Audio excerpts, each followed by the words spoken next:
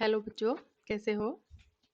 कल जो हमने सूरदास के पद किए थे, उम्मीद करती हूँ कि जो पिछले 2 पद किए थे वो तुम्हें समझ में आ गए होंगे, कॉपी में अपने लिख भी लिए होंगे और सूरदास की जीवनी में से भी तुमने प्रश्न उत्तर छाँट लिए होंगे। आज तीसरा और चौथा जो पद है, आज हम वो पूरा करेंगे और फिर हमारा ये पूरा हो जाएगा, प्रश्न उत्तर रहेंगे जो कल पूरा करेंगे। तो जो तीसरा पद है, वो निकाल लीजिए। आज उसका सलाद करते हैं। हमारे हरी हारील की लकड़ी। गोपियाँ जो उद्धव को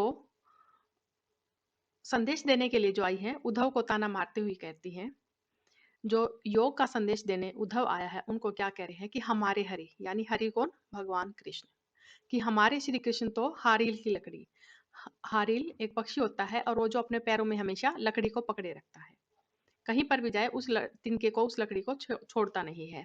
तो हमारी हालत तो कैसे है? उस हारील पक्षी जैसी है कि जिस प्रकार से वो कहीं पर भी जाता है, वो अपने पंजों में उस लकड़ी को पकड़े रखता है, उसी प्रकार से हमारा मन श्री कृष्ण के अंदर इतना ज़्यादा रम चुका है कि हम सोते जागते उसी का ध्यान करते रहते हैं। मन क्रम वचन नंद नंदन उर।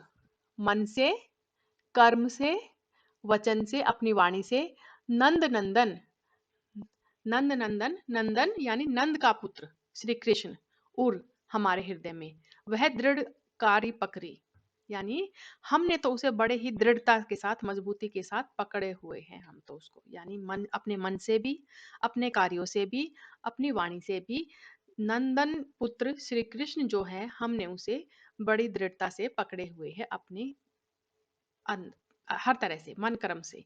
जिस प्रकार से हारिल पक्षी लकड़ी को पकड़े रखता है हर समय, हमने उसी प्रकार से श्री कृष्ण के अंदर हम इस प्रकार से रच बस गए हैं कि हमें उनसे कोई जुदा नहीं कर सकता है। जागत सोवत स्वप्न दिवस निसी। जागत सोवत जागते हुए, सोवत सोते हुए, स्वप्न सपने में, दिवस दिन में, निसी रात में, यानी सोते जागते सपने में, चाहे दिन हो चाहे रात हो, कान्हा कान्हा जकरी। कान्हा कान्हा जकरी, कान्हा कान्हा एक ही शब्द को 2 बार यहाँ पर रखा गया है। तो बताओ कौन सा अलंकार है? पुनरुक्ति प्रकाश। एक ही शब्द जब समान, एक शब्द उसके बाद ही दूसरा शब्द एक जैसा रख दिया जाता है, तो अभी हमने पीछे अलंकार किए थे ना, तो पुनरुक्ति प्रकाश अलंकार है इसमें, यानी एक ही शब्द को दोबारा से बोलना। तो क्या है, सूरदास जी क्या कह रहे हैं कि हम तो सोते जागते सपने में, चाहे दिन हो चाहे रात हो, हर समय कान्हा कान्हा कृष्ण कृष्ण बोलते रहते हैं, उन्हीं का जाप करते रहते हैं। सुनत जोग लागत है ऐसो, जो करुई ककरी, यानी जब हम योग का संदेश सुनते हैं, जो तुम हमारे लिए कृष्ण के द्वारा जो भेजा गया है, योग का संदेश, योग की शिक्षा देने के लिए जो तुम हमारे पास आए हो, हमें तो वो ऐसा लगता है जिस प्रकार से कि तुम हमें कड़वी ककड़ी खिला रहे हो। यानी ये योग का संदेश हमारे किसी काम का नहीं है, ये तो हमारे लिए कड़वी ककड़ी के समान है। सूतो व्याधि हमको ले आए, देखी सुनी न करी। सूतो व्याधि, यानी ये जो तुम व्याधि, दवाई, कौन सी दवाई? कड़वी दवाई हमारे लिए लेकर आए हो, ये तो हमने आज तक ना तो कभी सुनी थी और न ही कभी देखी थी कहीं पर। तो तुम ऐसी कौन सी ये दवा हमारे लिए लेकर आए हो? यानी जो तुम ये कह रहे हो कि कृष्ण ये संदेश भेजा है कि मैं तो हर जगह व्याप्त हूँ, मुझे तुम्हारे पास आने की जरूरत नहीं है, तुम मुझे ध्यान में देखो और मैं तुम्हारे पास आ जाऊंगा। तो ये तो हमें ऐसा लगता है कि जैसे ये तो कड़वी ककड़ी के समान है और ऐसी बातें हैं कि जो हमारे पल्ले नहीं पड़ने वाली हैं। वह तो सुर तिन ही के सौंपो, जिनके तीन चक्री, जिनके मन चक्री।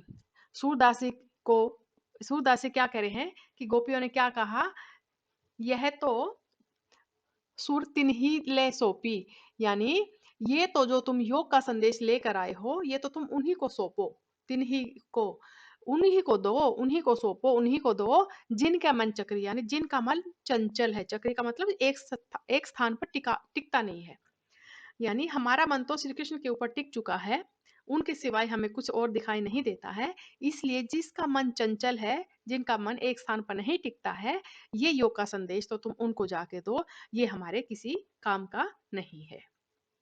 तो क्या है इस पद में, भाव में हम क्या बताएंगे कि सूरदास जी ने क्या बताया है, इन पंक्तियों के माध्यम से यह बताया है कि श्री कृष्ण के प्रति जो गोपियों का प्रेम है वो बहुत ही निश्चल प्रेम है और उनके सिवाय उन्हें कोई दूसरा दिखाई नहीं देता है। जो योग का संदेश वो लेकर आए हैं वो भी उनके लिए निरर्थक है, वो उनके लिए कोई मायने नहीं रखता है। और इसमें नंद नंदन में हमारे हरिहारिल, इसमें क्या है, अनुप्रास अलंकार है। नंद नंदन में भी अनुप्रास अलंकार है। कान्हा कान्हा में कौन सा है, पुनरुक्ति प्रकाश अलंकार है। जो करवी ककरी, जो यानी जैसे, कड़वी ककरी जैसे, जो, सम समान, जैसे, सा से सी, ये जहां पर शब्द आते हैं वहां पर उपमा अलंकार होता है। ठीक है, तो यहाँ पर उपमा अलंकार का प्रयोग किया गया है और भाषा सहज व सरल है। ब्रज भाषा का प्रयोग किया गया है, लयात्मकता और गयात्मकता है।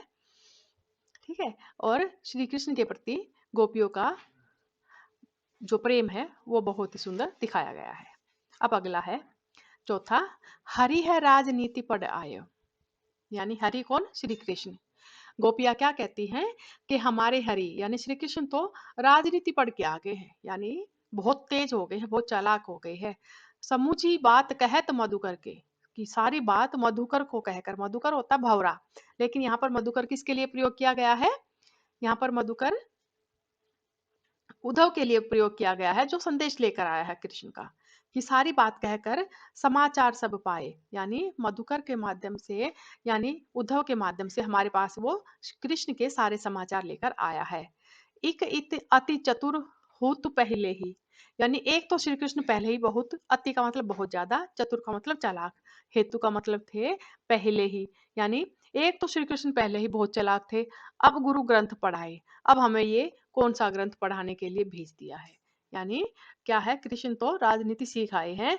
एक तो वो पहले ही बहुत चालाक थे और अब हमें खुद मिलने के लिए न आकर हमें उद्धव के माध्यम से ये योग की शिक्षा देने के लिए आ गया है। ये बड़ी बुद्धि जानी जो उनकी, यानी वो बहुत ही ज्यादा चतुर चालाक तो हैं, उनकी बुद्धि भी बहुत ज्यादा तेज है, यानी बहुत दिमाग वाले हैं। योग संदेश पढ़ाए, कि जो वो हमें ये योग का संदेश पढ़ाने के लिए उद्धव को भेज दिया है। उद्धव भले लोग आगे पर हित डोलत धाये, और उद्धव भी क्या है, भले लोग, सीधे साधे अच्छे लोग हैं, मान लो आगे के, यानी आगे से श्री कृष्ण ने तो उद्धव को भेज दिया और आगे से उद्धव भी ऐसा है कि वो भी परहित, दूसरे के भले के लिए डोलत धाये, एक स्थान से दूसरे स्थान पर डोलता फिर रहा है, यानी घूम रहा है। यानी श्री कृष्ण ने उनको योग का संदेश देने के लिए हमारे पास भेजा और वो भी भला मानस ऐसा है कि हमारे पास योग का संदेश देने के लिए भागा भागा आ गया है। अब अपने मन फेर पाहिए, चलत जो हूँ तो चुराए। अब क्या कह रही है गोपिया उद्धव को, कि अब अपने मन फेर पाइए, यानी अब हमें तो वो ही मन वापिस चाहिए हमारा, जो कृष्ण हमारा चुरा कर ले गए थे ना, अब हमें तो अपना वही मन फिर से वापिस चाहिए। चलत जो हेतु चुराए, जो चलते चलते जब वो यहाँ से चले गए थे तो हमारा जो मन चुरा कर ले गए थे, हमें तो अपना वही मन वापिस चाहिए। क्यों, क्योंकि कृष्ण तो बड़े ही चालाक निकले, हमें तो अपना मन वापिस चाहिए। तय क्यों अनीति करे आपनु, अनीति होता है अन्याय की तरह, बुरी बात। तय क्यों अनीति करे आपनु, जय और अनीति छुड़ाए, यानी वो खुद ही ऐसी बातें क्यों कर रहे हैं, जो दूसरों को तो ये बातें कि भूल जाने के लिए, या मैं हूं जो योग का संदेश दे रहे हैं, ऐसी बड़ी बड़ी बातें कर रहे हैं और खुद अन्याय कर रहे हैं हमारे साथ, यानी हमारे पास खुद मिलने के लिए न आकर वो उद्धव को भेज दिया और वो खुद अन्याय हमारे साथ ऐसा कर रहे हैं, जो इतने बड़े बड़े उपदेश देने वाले खुद हैं। राज धर्म तो यह सुर, जो प्रजा न जा ही सताहे, यानी राजा का धर्म तो क्या है, जो ये कह के भेजा है कि अब मैं राजकाज में यहाँ पर हूँ और जब भी तुम मुझे ध्यान में करोगे तो मैं तुम्हारे पास में तुम्हें मिलूंगा। तो राजा का धर्म ये नहीं है कि प्रजा को सताए। राज धर्म तय यह सुर, यानी सूरदास जी क्या कह रहे हैं गोपियों के माध्यम से, कि राजा का धर्म तो यह है जो प्रजा न जा ही सताए, जो प्रजा अपनी प्रजा को, अपने लोगों को कभी भी सताता नहीं है, परेशान नहीं करता है। तो कृष्ण हमें बेवजह ही परेशान क्यों कर रहा है, वो हमारे से इतने दिन हो गए मिलने के लिए क्यों नहीं आया। तो इन पंक्तियों के माध्यम से यहाँ पर गोपियों का श्री कृष्ण के प्रति जो नाराजगी है वो दिखाई देती है, कि वो खुद न आकर उन्होंने उद्धव के माध्यम से योग संदेश जो भेज दिया है। और कृष्ण को चतुर और चालाक बताया है। और बाकी वही सब है। भाषा सहज व सरल है। ब्रज भाषा का प्रयोग किया गया है। और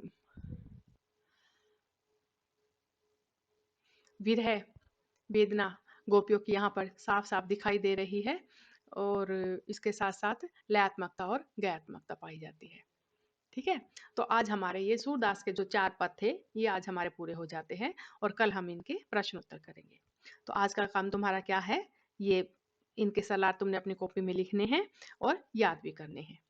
बाकी का काम कल किया जाएगा। कोई भी बच्चा अपना काम पेंडिंग नहीं छोड़ेगा और हर रोज का कार्य हर रोज करेंगे। धन्यवाद।